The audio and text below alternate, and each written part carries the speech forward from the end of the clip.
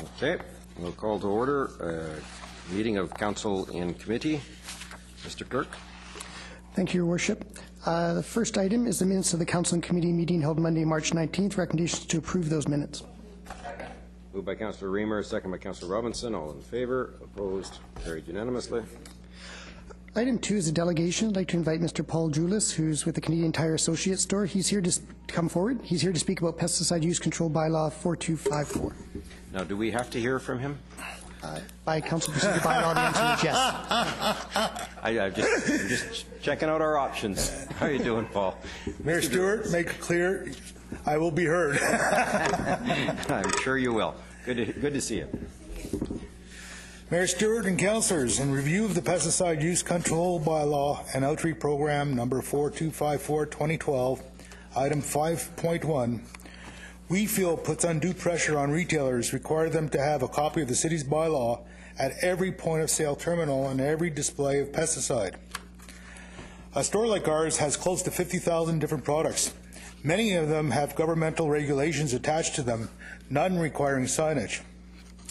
For example, Section 19.03 of the Motor Vehicle Act states studded tires mounted on front-wheel drive vehicles must also have studded tires mounted on a rear axle. Additionally, studded tires must not be used from April 1st to September 30th.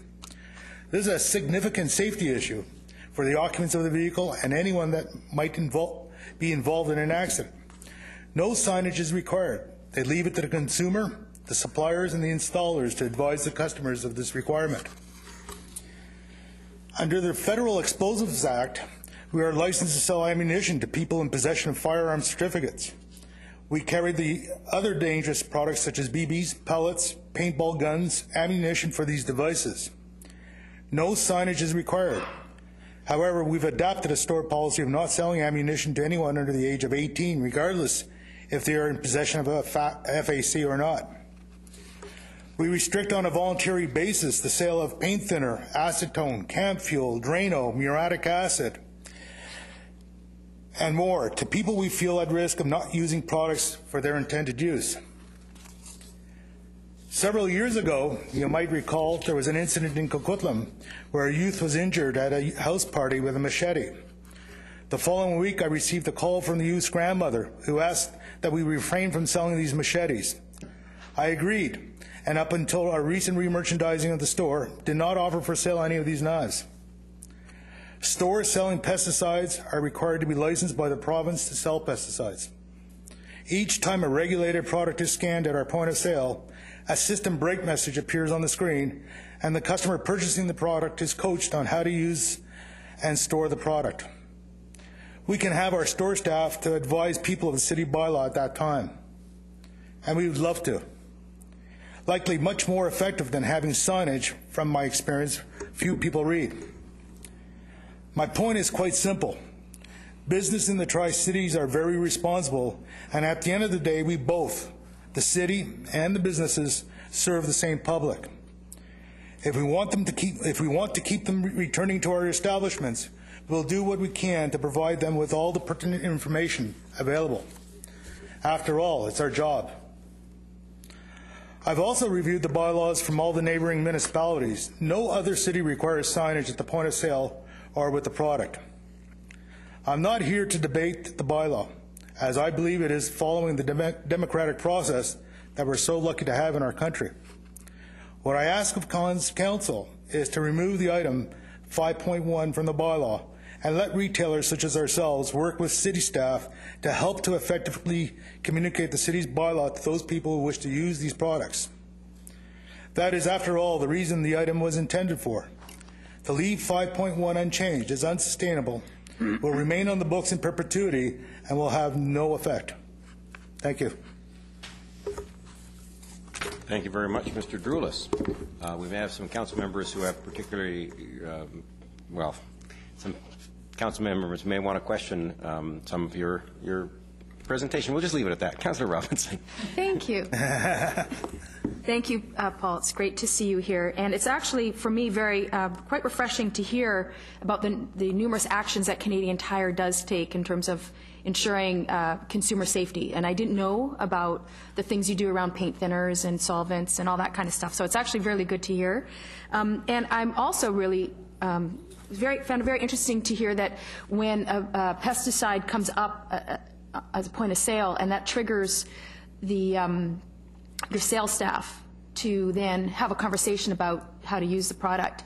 To me, that is, so they inform about this is how you use it, this is when you use it, this is when you ought not to use it, blah, blah, blah, blah, blah, blah, right? So, that's correct. And so that would create an opportunity to advise the consumer, oh, and by the way, you can't use this product in Coquitlam. It's our obligation, yes. Right, so you would share that information. So I would agree to do that, yes. Okay, that's what I need to know. Thank you very much. Okay. Anybody else? Thank you very much. Thank you. I must say that was a very succinct and very helpful presentation. Much appreciated. Mr. Clerk. Thank you, Your Worship. Next item, item 3, pertains to the firearm and bow discharge bylaw options. This report is for the information of the Council and Committee, but we also have a presentation by staff on this matter.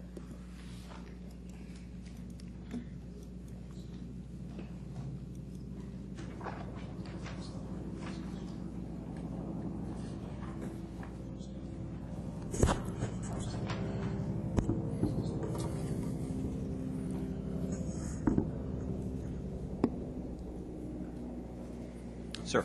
Thank you, Your Worship, and members of Council. This is a hopefully short presentation on the firearm and bow discharge bylaw options for that bylaw. Some time ago, there was a bow hunting incident on a farm property near the Pitt River. It was last year. And it led to a council notice of motion, and subsequently bylaw number 4266 was drafted in response to that notice. The proposed changes to the discharge of firearms boundaries relative to the proposed bylaw led to concerns from the hunting community. And specifically, goose hunting on the Pitt River and possible implications to the presence of geese in city parks were issues that were raised. Council then requested staff to bring back a report on bylaw options before considering bylaw number 4266 further, and that's the subject of this report. The incident last year involved the wounding of a bear by bow and arrows on a farmer's blueberry field just south of the Minnetonka Regional Park. The bear escaped into the park but had to be put down by the Conservation Service the following day due to the severity of its injuries. Under the heading of provincial legislation, I'd like to note that the provincial right to farm legislation allows farmers to protect their crops and livestock as part of a normal farming practice, and we recognize that farmers have traditionally used firearms for this type of protection. As a result, the draft bylaw differentiates between bow discharge and firearms discharge, so the Council may be able to regulate the discharge of bows without being in conflict of the provincial legislation. I'll touch on the notice of motion and previous incidents and some alternative management options a bit more in the next few slides. The notice of motion that was passed last October directed staff to develop a bylaw to prohibit the discharge of bows in the municipality, and that motion was focused on the concern for the suffering of animals and the potential risk to the public that may arise from injured animals being at large in the community. During Council's earlier consideration of the draft bylaw, there was some discussion as to whether this bow hunting incident was the first time it had ever happened in Coquitlam. The following slide shows a map of most of Coquitlam, and it identifies the previously known locations of animals, particularly specifically deer and bear, that have died as a result of bow hunting. The star on the far right, labeled as Oliver Road, is where the incident occurred last June, and the subject of this report. But there are other incidents as far over as David Avenue and Johnson, and these incidents happened in 2011, 2010, and going back to 2006. What is not known is where the animals were initially shot with the arrows and whether they had traveled through the community before dying. Although farmers do have the right under the provincial legislation to use force to protect their crops and livestock, staff and other agencies support more proactive approaches which are intended to deter wildlife from entering farmlands in the first place. This avoids the type of farming wildlife incident that is under discussion and the need to use lethal force. So these three examples, the electrified fencing, the Karelian bear dogs, and the propane scare guns, are shown, and the electrified fencing is considered to be the most effective long-term solution. And the following few slides are excerpts of a larger map that is part of this document, the Fraser Valley Special Area Hunting License Brochure. The map shows areas where the discharge of firearms is prohibited by a municipality or other relevant agencies and other conditions hunters need to follow. I'd like to point out that although this document refers to both hunting and the discharge of firearms, the two activities are managed by different government agencies. The province regulates hunting activities while municipalities can identify areas where the discharge of firearms is prohibited.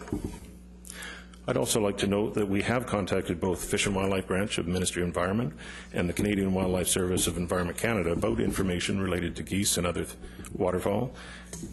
And in our discussions with them, we anticipate we will be receiving more information from both these agencies in the near future. This is a slide of most of the northern part of the Lower Mainland, and it shows in red and pink where the discharge of firearms is prohibited in Coquitlam and many other municipalities. The western side of Pitt Meadows is shown in white because the discharge of firearms is not prohibited in that area. Zeroing in a little bit, this is an enlargement of the previous slide with a focus on the eastern portion, and you'll note that the city of Port Coquitlam has prohibited the discharge of firearms over the whole of their municipality, including the water portion of the Pitt River up to their municipal boundary.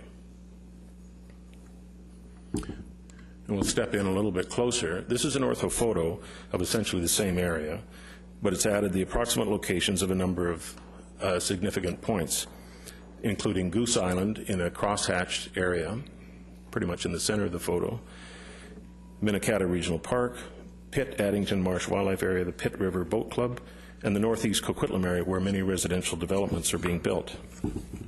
The farmland area where the bow hunting incident occurred is outlined and has diagonal lines going across it.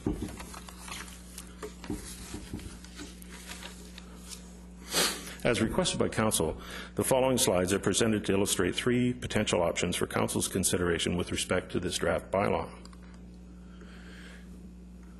This option we refer to as the status quo, in that the boundaries of the discharge of firearms that are prohibited would remain unchanged from the current mapping. This option, which is currently incorporated into the draft bylaw, would completely ban the discharge of firearms throughout the city.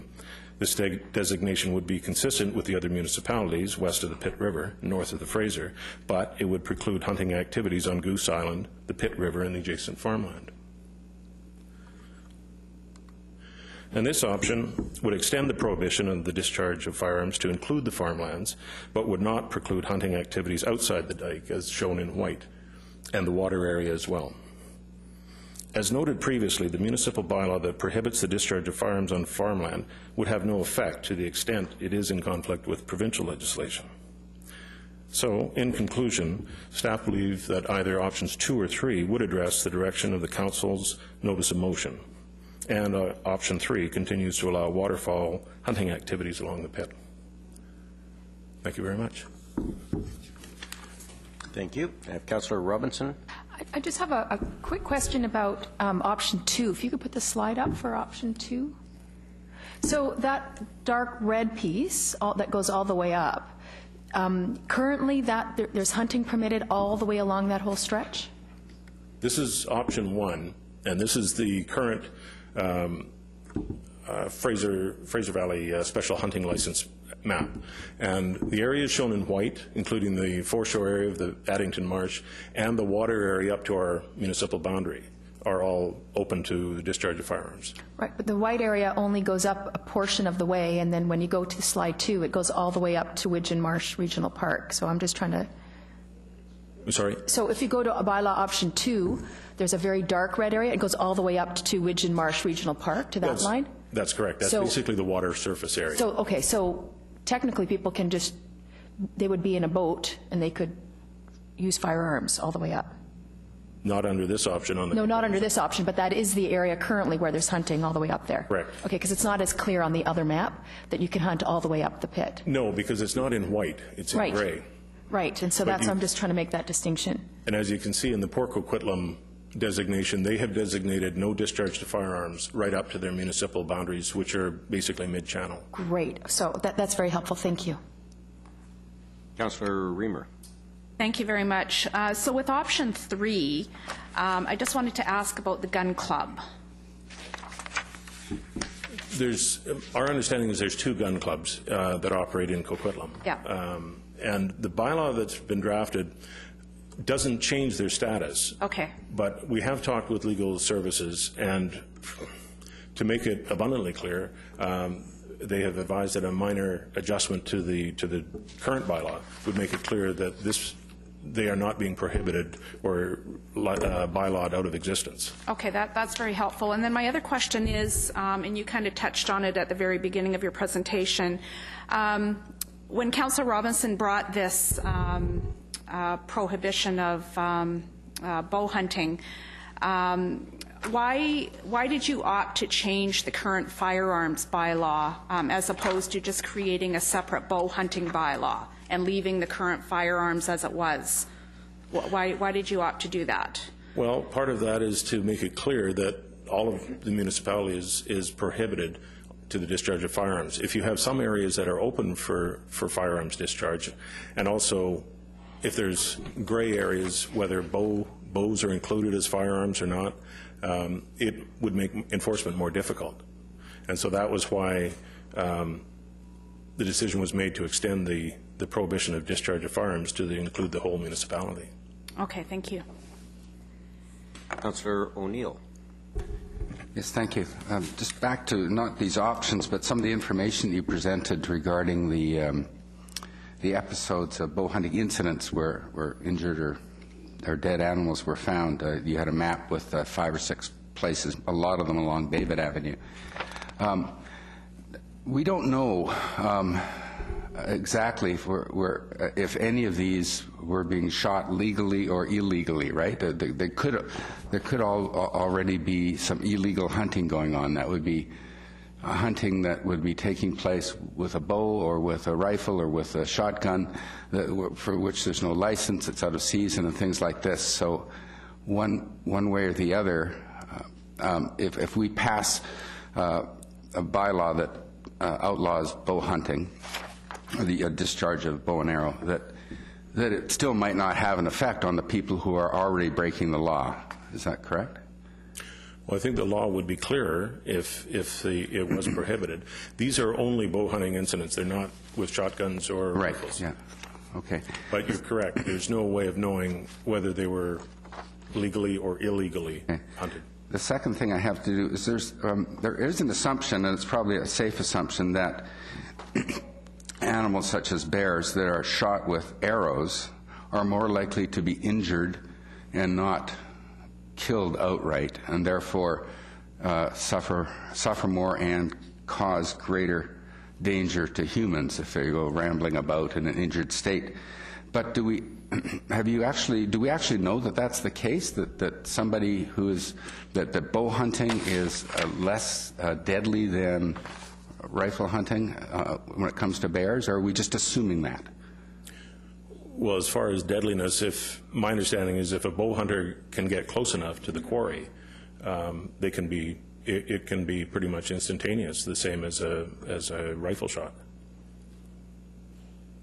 Okay, thank you. Thank you. Councillor Nicholson. Thank you, Your Worship. I'm going to take you back to the gun clubs, I'm afraid. In the conversations in January, when we were looking at the draft bylaw, that was one of the issues that was discussed. It's not reflected in the report that we have in front of us. So I want to be absolutely clear. The draft bylaw allowed the continued use of indoor ranges. And that was one of the issues for the gun clubs, because they have outdoor ranges. Those will continue to be permitted. That's and correct. The language will be explicit. I was thrilled to discover from the volume of emails that there's a whole bunch of people who read the bylaws in the hope of complying with them, and so they were having read them, they went, oh dear.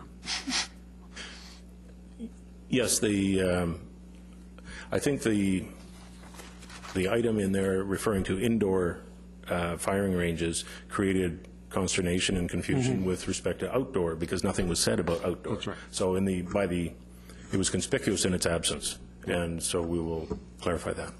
Okay, and I would offer the comment that I really appreciate the map, because when you tell me that the Fraser Valley regs say you can't discharge a firearm towards shore on Goose Island, I'm not quite sure what direction you could discharge your firearm in, because the river kind of bends around the island, and there's not very many places where you're not ultimately aiming towards shore. And I don't want to expand on that. I throw it out as a comment. If I could offer, Goose Island is quite close to the Coquitlam shore, not so close to the Pitt Meadows side. But it says shore. So, or does it say western? Anyway, I don't want to know. Thank you. I think Councillor Nicholson is referring to the bylaw doesn't say toward approximate shore. It says toward any shore, and clearly any direction you shoot is going to be toward a shore. But my questions, I'm still confused by the maps. I think I know what we're trying to accomplish. Option 1 is laid out, I think, in Attachment 2, and if someone could tell me how Attachment 2 is difficult from Bylaw Option 1, because the maps look identical.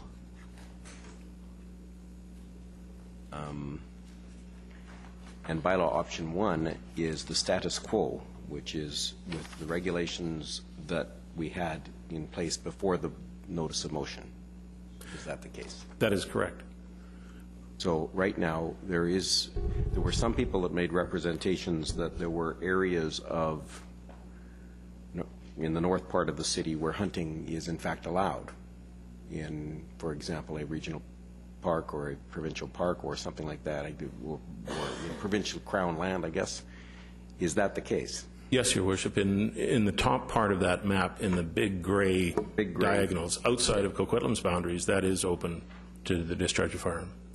But not within Coquitlam's boundaries? No, it's not, but that's not within Coquitlam. Okay, and which bylaw prevents the hunting inside Coquitlam's boundaries? Well, we currently have a discharge of firearms bylaw. And that one applies to that mountain?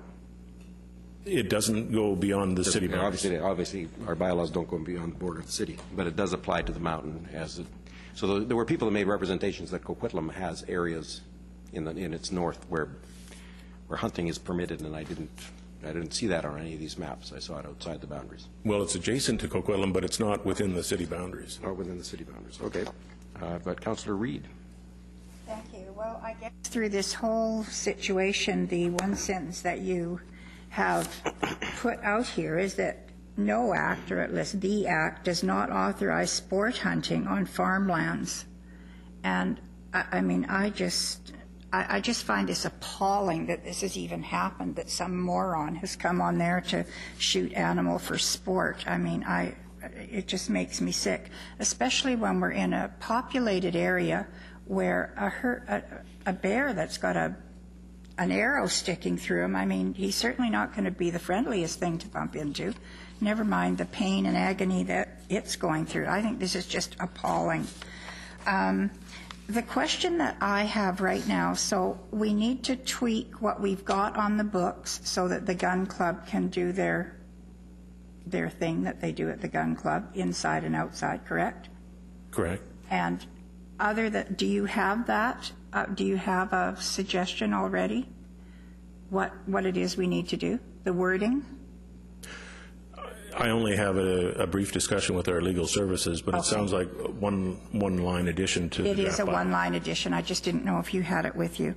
And that's about, I think all my other questions have been answered. But if I had my way right now, I'd be charging that person who did what they've done to bring this to our attention with animal cruelty.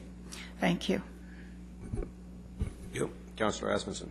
Thank you very much. Good report. I guess the options really are 2 and 3, and the difference is basically Goose Island and the shoreline for a short bit going up there. If we were to go with option 2 and eliminate that, you still have waterfowl hunting from the shores of the Pitt Meadow side? That's correct. That's correct. So there is no issue. So if the hunters, rather than going to Goose Island from the Coquitlam area, they just have to go around into Pitt Meadows and can do their waterfowl hunting from that side there. And when you get onto Goose Island, and you're saying, I have the same concerns that Councillor Nixon was talking about to shore, because wherever you shoot, you'll be shooting towards the Coquitlam shores, the closest, and the shot probably won't cross. But even if you've got boats going up the Pitt River and you're shooting towards shore, you know, what's going to happen?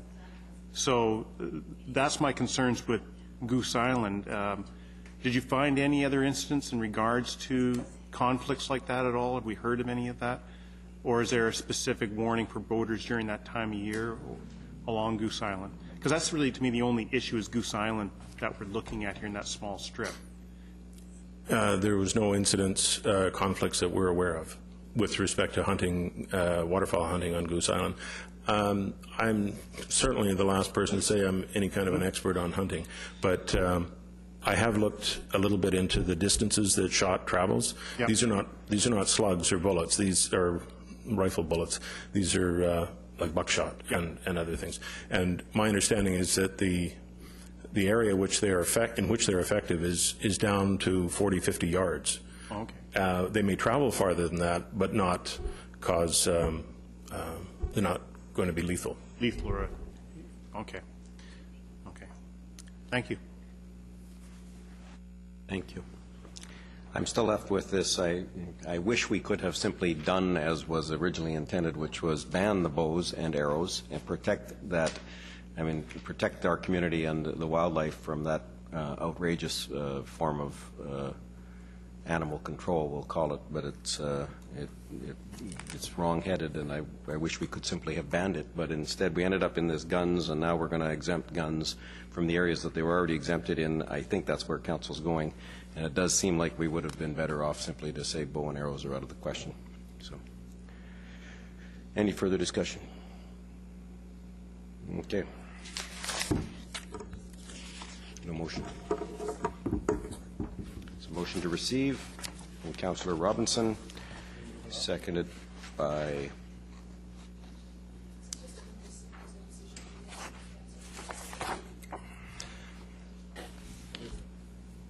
the report is for information only. I think that if Council and Committee wanted to give direction as to which option they had a preference for, that could be brought back when the bylaw returns, but if not, it's just simply a motion to receive. Okay, the motion has been moved and seconded to receive. That's Councillor Robinson, seconded by Councillor Nicholson. You can always, after passing the motion to receive, proceed with direction if any members of council want. Councillor Reid on the motion to receive. I was going to suggest a direction to come back from staff. Okay.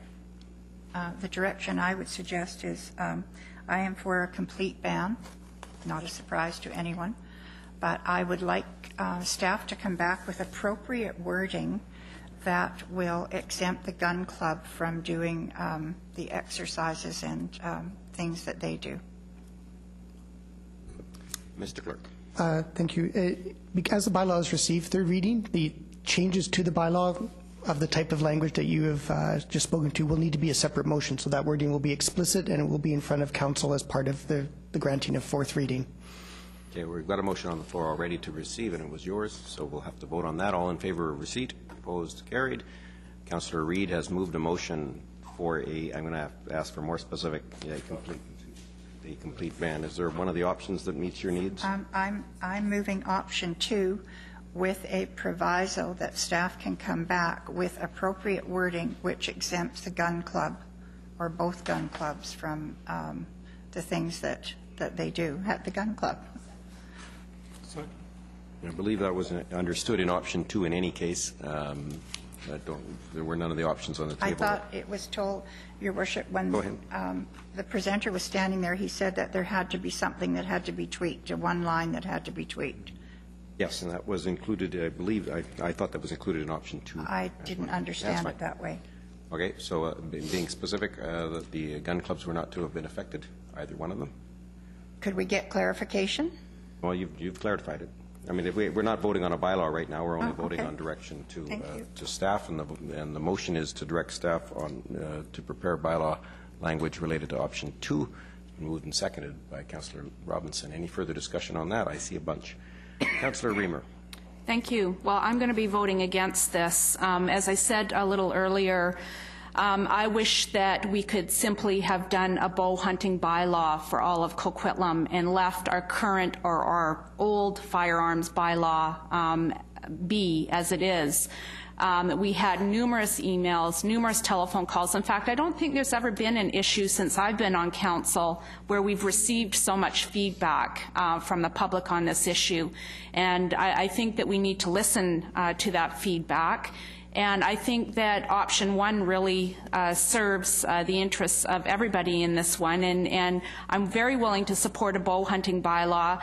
The incidents that were listed on the screen here, they were all bow hunting incidents. I don't want to do a complete ban. I think we should have a separate firearms bylaw. A crossbow bow hunting is not firearms. A separate firearms bylaw and a separate bow hunting bylaw. And I'm sorry, but I'm going to have to vote against option 2. Thank you. Yep. Councillor O'Neill.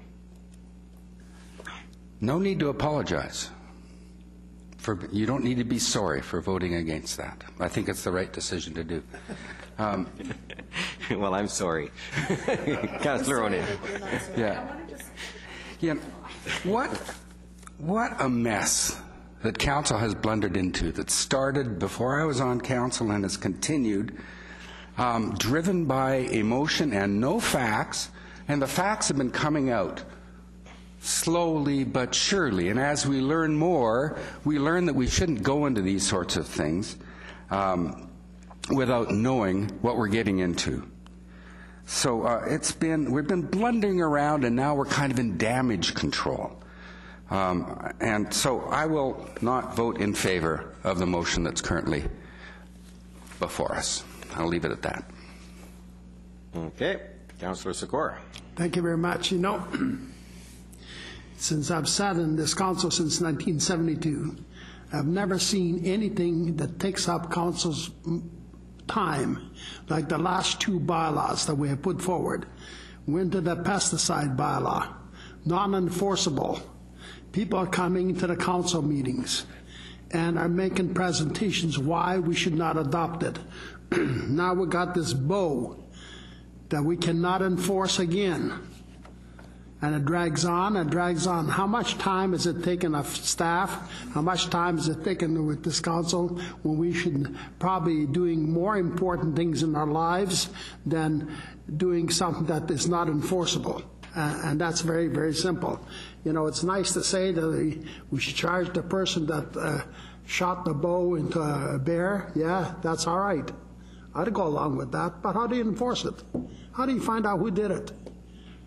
I mean, what are you going to have, a bylaw officer on each street corner? Are you going to have a policeman riding around every block, circling the blocks, just in case something's going to happen? It just, you know what? If this council paid more attention to what should be happening in this city and do the right things for the taxpayers, never mind some of this fluffy stuff that comes forward that rolls off the tongue very, very easy and very well. Well, you can hit yourself on the chest 20 times. We did it. We did it. But how did we do it? Non-enforceable. So, you know, I'll tell you something. And you think that this is the end today? Far from it. Far from it. There'll be other people coming forward, making presentations, and are going to be unhappy. And we'll be excluding somebody else. We'll be excluding somebody else. You know what? It's a joke what's happening in the council chambers. Mayor, I'm disgusted at what's been happening in here. Because occupied this council since Councilor O'Neill said last year, before he even got elected, it was aboard already, and it's still dragging on. It will keep on dragging on, so I will not be supporting any of these kind of bylaws. I'm sorry. Non-enforceable bylaws, you haven't got a hope in the hell of a chance for me to support it. Thank you very much. Thank you. Councillor Robinson. Thank you. I take great pride in this bylaw and the one before it because I think it's what people want and it's my job to represent them. And some may see them as emotional topics, but people are emotional. People have very strong feelings about the community that they live in.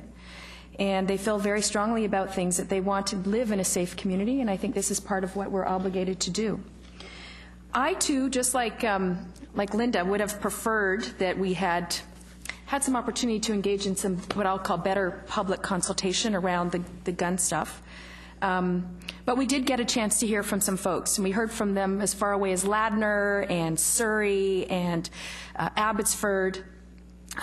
They, in many ways, just sort of swamped us with an array of emails. And I recognize that these have been traditional grounds that they've been using for many, many years. When you take a close look at this map, I actually drove out there. I've cycled out along there, and I've driven out along there. And we're going to be bringing Partington Creek up online, folks. We're going to be bringing thousands and thousands of people to live in this community. And if we don't have the courage today, or whenever this comes to council, to make this decision, it is going to come up because people are going to be going down to this waterway. They're going to be kayaking, they're going to be boating, they're going to be cycling, they're going to be hiking. They're all going to be down here. This is going to be their recreational area. And they're not going to feel comfortable with people firing guns at waterfowl. They just won't. It's just not the right place. They can go where Pitt Meadows is not developing the way we are. I think this is, if we don't do something about it now, it's going to come back to bite us at some other point, and we'll get, an arrow in the butt or some shot or something. But I think we have to have the courage and do it now. It's come up, and I think we just bite the bullet. Thank you. Okay. I'm going to vote against this particular motion, and for different reasons than some of the other council members who are voting against it. The motion that brought this on, it's a notice of motion, was ban bows and arrows because of an incident with a bear. And now we're debating whether we should also ban guns because of waterfowl.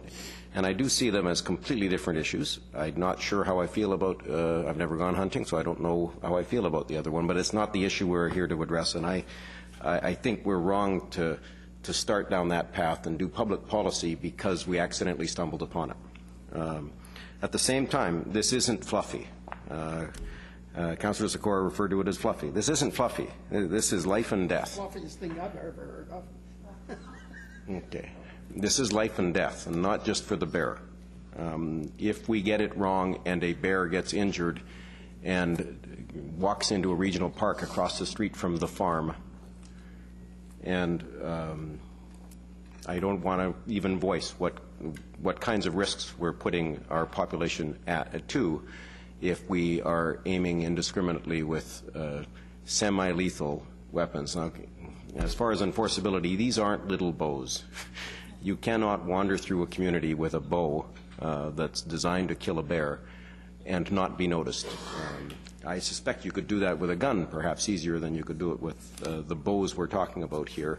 And I'll tell you, if we do see a bear with an arrow, chances are the person near it that's holding the bow is the one that did it. So I think this is enforceable.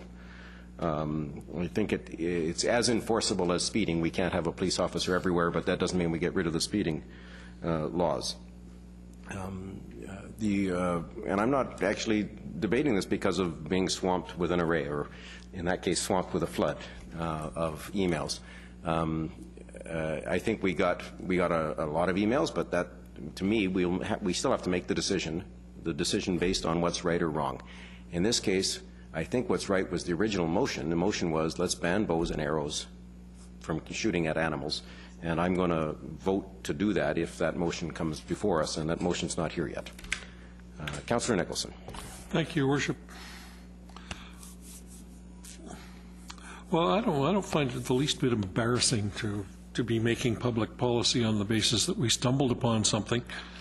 It may be a little embarrassing that we're only doing it because we stumbled on it. Maybe we should have been a little more proactive. We're not the district municipality of Coquitlam anymore. That was a long time ago. There are no dairy farms up around Austin Avenue anymore, and we don't let people build whatever they want to build, wherever they want to build it, and dispose of their solid and liquid waste any way that they choose. We are a city, and the role of city council is to make the rules that lets people live with each other in closer and closer proximity and with less and less green space. As a result of the bow hunting incident, we ended up, or at least I ended up, discovering that, oh my God, we let people fire guns in our city. I don't think that makes sense. The moment that I realized that we allowed that was the moment that I realized that we had to bring it to an end. It just doesn't make any sense.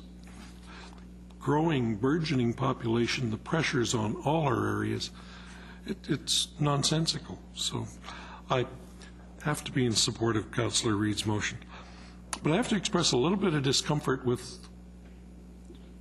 where we're doing this, because when we changed our way of doing things to move to this council and committee process, I believe that what we intended was that this would be the time that we would be able to have fuller discussions of matters that did not expect us to be making significant decisions and conducting extensive and important debate in the afternoon when many of the public aren't able to be here or be at home with their TV or their internet on and observing the major discussions. And this is a major issue. So I think we've got a little tweaking to do yet on how we work with council and committee, but this is where we are. It's time to make the decision. It's a decision whose time has come, and I'll be voting in favor of it. Thank you. Councillor, one of the benefits of being in committee, we're going around another time, but Councillor Reamer, again. Thank you. I just had one piece of information that I wanted to mention to you all. I did check with the RCMP. There have never been any issues with the firing of guns on Goose Island or Addington Marsh or any of those areas. So I just wanted to put that forward for you. Thank you.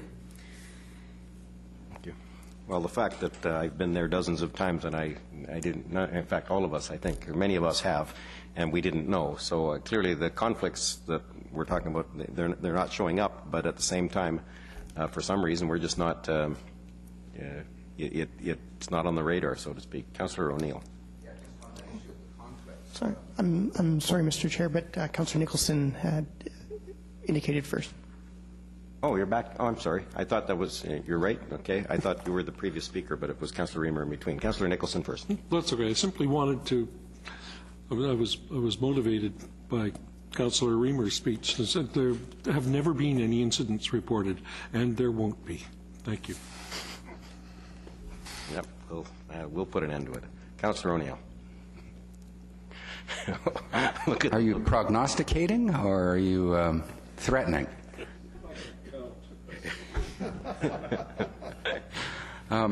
Just on the issue of conflicts, the specter of development of the new neighborhood on the eastern part of Burke Mountain has been raised a few times. We're not talking about any development in the area in question here. We're talking. This is an agricultural area, the Deauville Slough, the farms. There's no forecasted development of this area, is there? And if there is, it changes things somewhat. Who can answer that question? We don't have this in the official community plan as medium-density residential, do we? It's still agricultural and green and park. Is that not correct? Yes, I think that is. Well, I guess the easiest answer is the land that can be seen from Goose Island is in the agricultural land reserve, or it's a regional park. So right. It's not subject to development, if that's your question. I wanted to get that on the record. Thank you. And Councillor Robinson for the fourth time. Well, only one second. Second? Okay. Third. So, just in response to Councillor O'Neill, he is accurate in that we're not there's no plans to develop the immediate area, but it will become a recreational area. It takes us a long time to get our parks up and running. We bring people in, and then we bring in recreational areas, and I promise you that is going to be packed with people recreating, using the waterfront, using the trails that are there, and I would loathe to even consider the possibility that there could be some conflicts between hunters and people just out enjoying a lovely spring day. Thank you. Okay. The motion is option. Oh, she's just added herself. Sorry. Go ahead, May. Councillor Reid. I'm trying to not get mad as a bear with a arrow in my gut. However, I'd also like to draw to your attention that other areas where I grew up in North and West Vancouver, they have a total ban. We have Port Coquitlam, Port Moody, New Westminster, Burnaby, Vancouver, North Vancouver District, and the city of West Vancouver. I mean, we've all grown and burgeoned our cities out to these forest interfaces. We're all coming up with this situation. We had one of our citizens, I think 2 years ago on the Westwood Plateau, have a horrible experience with a bear and very nearly escaped without her life. Fortunately, she's still with us. To have this kind of activity going on where we are increasing our population, and Councillor Asmundson lives up there, and I see Miss Marsden's in with us. I mean, we're just asking for trouble. It is our duty safety is one of the big core services that a city council is supposed to pay attention to. That's why we have RCMP and fire departments for those things. And I think we need to have appropriate bylaws and enforcement if we know something that has been brought to our attention is happening in our community. And I sure wouldn't want to go out and find that some child or some person has been killed because we didn't pay enough attention to this issue. I don't think it's frivolous. I think it's a very important issue. So I'm quite emphatic about the way I feel about option 2. Thank you. Councillor Asmundson.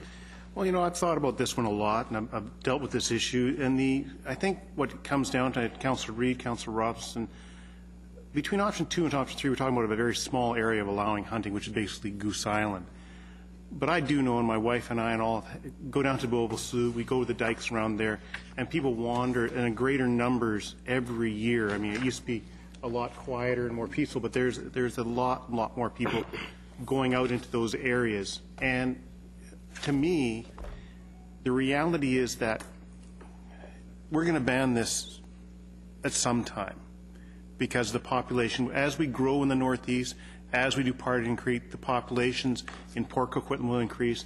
More people will be recreating. More people will be out in those areas, out and about. So, to me, between option 2 and 3, hunting's still permitted all in the Pitt Meadowlands. That's all agricultural land out there. It will be for a long time. I know one owner has over 7,000 acres, and he can't get out of the ALR because it's in the ALR. So that's all open for hunting. So I don't see the huge impact to the hunting by excluding Goose Island. And so I just think I wasn't swayed because I've been really listening. I've been torn between both options. But I do think at some point we will, regardless, be banning it all the way up anyways because of the increased people use out there. And I've known for the 20 years or plus that I've lived up there that the dikes in that area have just been increasingly more and more popular all over that area, people out and about. Thank you. Thank you. Councillor Reamer. Well, I just want to bring another factor forward, and that is the fact that the hunting season on Goose Island, the time when they are authorized to hunt on Goose Island, Addington Marsh, et cetera, is generally during the winter months, and therefore there really are no conflicts with people who are recreating To give you an example, on Goose Island, there is a sand volleyball court on the other side, and there's never been any issue with hunters because they are not allowed to hunt during the time when those volleyball players are playing their game. And so I just need everybody to think clearly about what the hunting rules and regulations are, with the fact that we are concerned about an additional population that is going to use the area for recreation. Thank you. Okay. My last comment. If I felt there was any risk whatsoever to a resident of Coquitlam from the discharge of a firearm on Goose Island, it's an island, it's too far away from the shore the dike, for example, the dike that Councillor Asmussen just mentioned. The dikes are being increasingly populated. I accept that, and yet I've been on that dike, and I've never, ever even heard a gun being discharged on Goose Island, and I've never seen a volleyball game either, because that's somewhat unusual there too. You need a boat to get to Goose Island. But that's not what we're here to do today. We're here to pass a bylaw to prohibit the discharge of a bow and arrow. I think we can, and we probably will, and I suspect it's almost certain that we will at some point be banning the discharge of firearms throughout the city, including at 2 gun clubs, because they're incompatible with the growing development around them. They're not incompatible today, but they're going to be incompatible. Does that mean we ought to ban the discharge of firearms at 2 gun clubs? I've heard every council member say, no, we've got to protect the gun clubs, because right now it's entirely appropriate that people be allowed to shoot guns in areas where it doesn't impact the encroaching development. And at the same time, we have to ban the shooting of guns on an island where it doesn't impact the encroaching development, because there is no encroaching development. So I'm perfectly in favor of considering a ban on firearms. That's not what we're here for. We're here for a ban on bow and arrow. I'm frustrated that this one has gone quite a bit sideways from the original intent of what I thought was an appropriate motion. Unfortunately, notices of motion do tend to do that. So we're left with no other discussion. All in favor of the motion, which was option 2. With tweaks for the gun club if they're not already there. Option 2, with tweaks. That's all in favor, all opposed. Councillor Sikora, Councillor Reamer, Councillor O'Neill, and myself are opposed. That motion fails. Well, it's a tie. So just put in. Well, it's a tie, and a tie fails, I'm afraid. So, is there another motion? I know you don't have one, Councillor Asmussen, but the rest of the meeting may well have one, and it could well be that someone wants to move option 3 to at least ban the bows and arrows, which is what we were originally intending to do. Seeing no other motion? Mr. Clerk. Oh. I'll bring it back.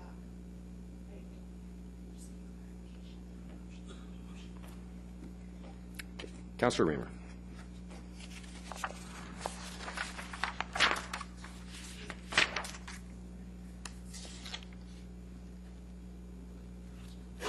Dealing with the next item, what's happening? Councillor Reamer is... Thank you. I just needed clarification between option 3 and option 1. I believe that option 3 includes the farming area there that's in the dark red, whereas option 1 does not.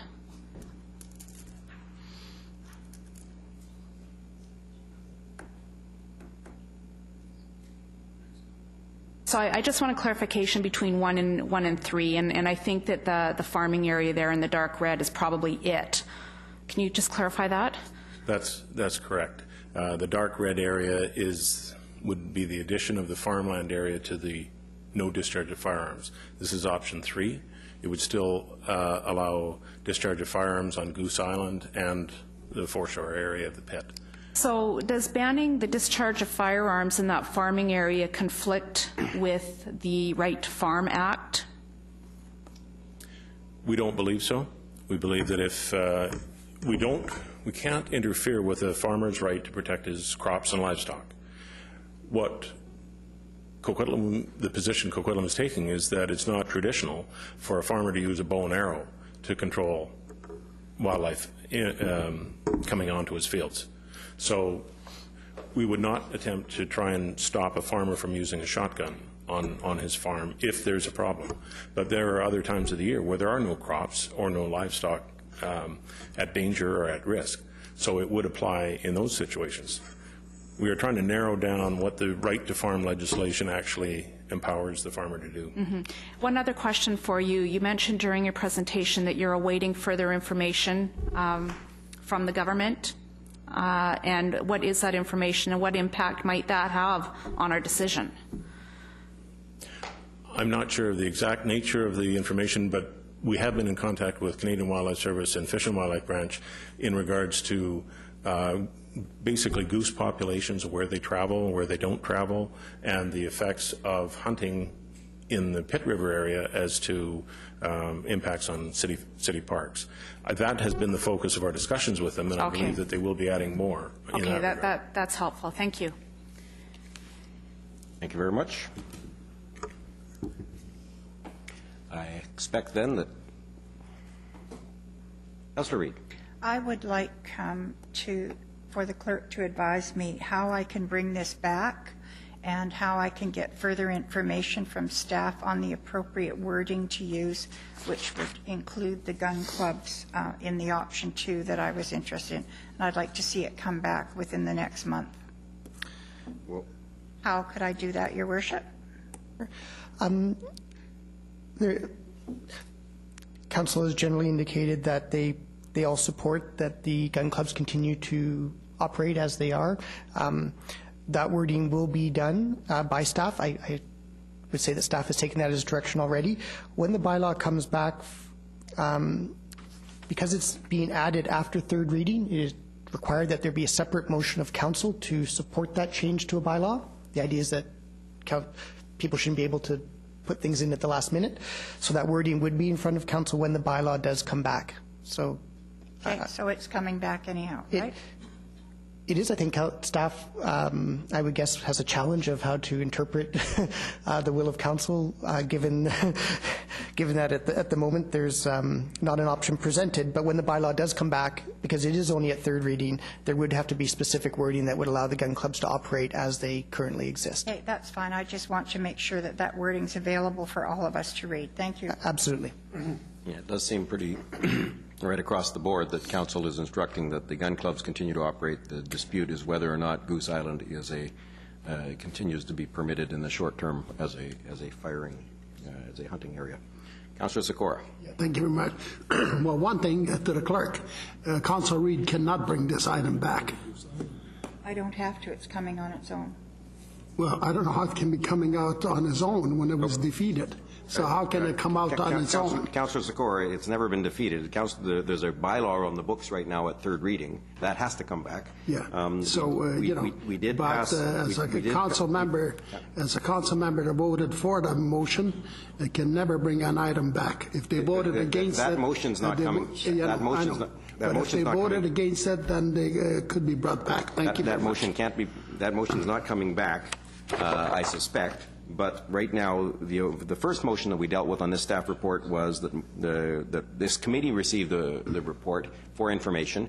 A council member tried to pass a revision related to the bylaw that's before us at third reading. It didn't pass, but I'm sure staff are trying to figure out how the bylaw that's before us at third reading may well be brought back such that it does pass fourth reading, given the amount of email that we got related to that and the shifting positions of this. Legality plays a role. The not idle threat that we've just received from Councillor Reid. Mr. Clerk. Thank you, Your Worship. We'll move on to item 4.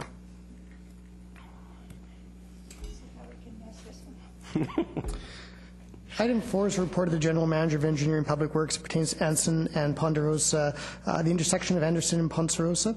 And this is their safety and performance review and proposed improvements. This report is for information.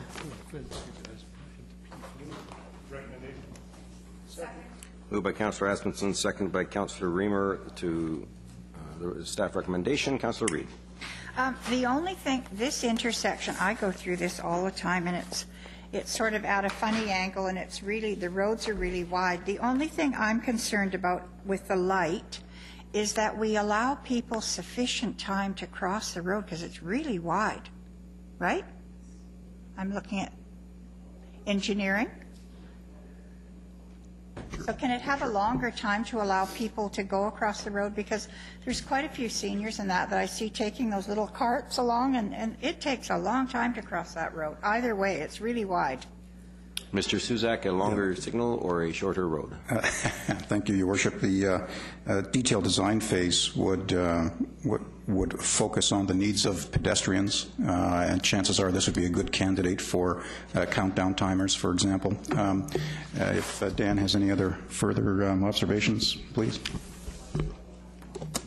Through the chair. Go ahead. Through the chair, just that pedestrians would be a primary consideration in the detailed design. We'd be looking for everything from countdown timers to tactile strips to the possibility even of a what we call a pedestrian scramble intersection. That is an intersection where people could actually cross diagonally through the intersection. There is one recent installation in the Lower Mainland in Steveston that we went and looked at. We think it may have a possibility here, but that'll be vetted out in the detailed design. Thank you very much. That was just my only concern with that place. Thank you. Thank you very much. I hope we can come up with a better name than Scramble. It does sound a little bit haphazard. Councillor Robinson. Thank you. I'm quite grateful to see this come forward, and I think it was a resident who brought this forward. Lynn, thank you very much for bringing it forward. And I know that the Universal Accessibility Advisory Committee would love to be on hand to talk about. There's a lot of wheelchairs and scooters as well in the city center, and so they would need real consideration in terms of managing that those four corners. There was one thing I was a little disappointed about in the report. It looked at sort of 5 different options, including the lane diet. I love that language, a lane diet. But talked about cost, collision reduction, pedestrian environment, LOS for drivers. I'm not sure exactly what that is. And they got the point system. But there was nothing about cyclists. Nothing in there speaks to the cycling environment. And as I've cycled there, and it's horrible as a cyclist because you have to keep track of the pedestrians, the cars, and you're pretty vulnerable. And I do think it's important that when we ask for any of these reports that they include those of us on wheels as part of the consideration, and if there's an opportunity for light control thing for cyclists, this would be the opportunity to, especially given that we want to support cycling certainly through our city center core. So I hope that gets considered as well. Thanks. Thank you, Councillor O'Neill. Yeah, coincidentally, to the Mayor, I wanted to talk about the pedestrian scramble. That's also known as an X crossing, or, believe it or not, a Barnes dance, because the original traffic engineer that came up with the idea was a Mr. Barnes. And so the very first such scramble was named after him, so it's called a Barnes dance. Anyway, not like the barn dances. Yeah, not a barn dance, a Barnes dance. That's right. Anyway, just my thought on the pedestrian scramble. I don't think there's anywhere nearly enough pedestrian traffic in there to warrant that. I can't really see that. That works when there's just tons of people almost overflowing on the sidewalks, waiting for the lights to change so they can cross. I think you need a lot more. So maybe way down the road sometime, but I don't think we're anywhere near that. And if what a pedestrian scramble or Barnes dance does is it actually will force people to wait a lot longer before they get a chance to cross.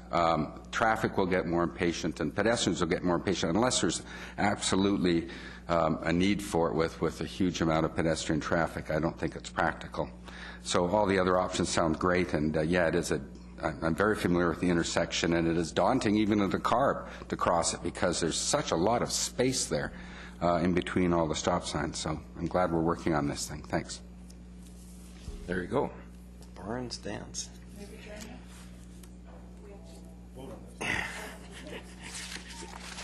The motion is that we receive, right? Yep. Any further discussion? All in favor? Opposed? Carried unanimously.